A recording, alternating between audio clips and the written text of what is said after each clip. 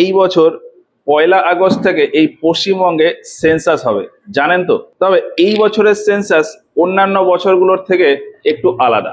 যেমন এই বছর পুরোটাই হবে ডিজিটাল সেন্সাস, মানে যে ব্যক্তি আপনার বাড়িতে এই জনগণনা করতে আসবে তিনি আর কাগজে কলমে আপনার কোনো তথ্য নেবে না, ডাইরেক্ট আপনার তথ্য নিয়ে অনলাইনেই সাবমিট করে দেবে। তবে এটা কিন্তু খুব একটা বড় ব্যাপার না।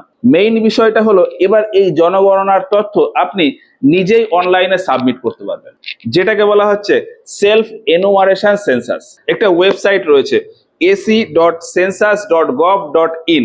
এই ওয়েবসাইটে গিয়ে আপনি নিজে থেকেই আপনার জনগণনার তথ্য সাবমিট করে দিতে পারবেন। এছাড়া এই সেন্সাসটা দুটো পর্যায়ে হবে। প্রথম পর্যায়ে আপনি যে বাড়িতে থাকেন বা যে জায়গাতে থাকেন সেই জায়গার অবস্থা কিরকম সেটা নিয়ে সার্ভে হবে, যেটাকে বলা হচ্ছে হাউস সেন্সাস বা ঘর গণনা। এটাই হবে আগামী 1 আগস্ট থেকে 14 আগস্টের ভেতর। বিভিন্ন কর্মীরা আপনার বাড়িতে এসে আপনার ঘর বাড়ির অবস্থা কিরকম সেই তথ্য নেবে। যদিও এই ঘর গণনার কাজটা অন্যান্য বিভিন্ন রাজ্যে অলরেডি হয়েও গেছে, কিছু কিছু রাজ্যে এখনো হচ্ছে।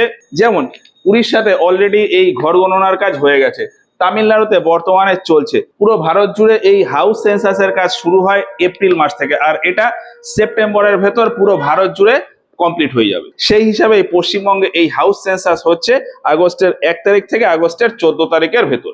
আর এর পরের পর্যায়ের যে গণনা হবে সেটা হবে জনগণনা বা হিউম্যান সেন্সাস, যেটা পুরো ভারত জুড়ে শুরু হবে 2027 সালের ফেব্রুয়ারি মাস থেকে। তখন ওই সেন্সাসের সময় আপনার আমাদের পরিবারের বিভিন্ন সদস্যদের বিভিন্ন তথ্য জানতে চাওয়া হবে, যেমন নাম, লিঙ্গ, কোন জাতি, শিক্ষাগত যোগ্যতা কত, পেশাগত কি কাজে আমরা নিযুক্ত আছি, এইসব।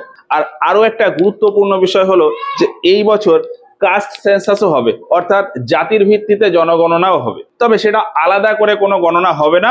এই যে দুটো ফেজে তথ্য নেওয়া হচ্ছে, এখান থেকেই ওই জাতিগত তথ্যকে আলাদা করে সেপারেটলি পাবলিশ করা হবে।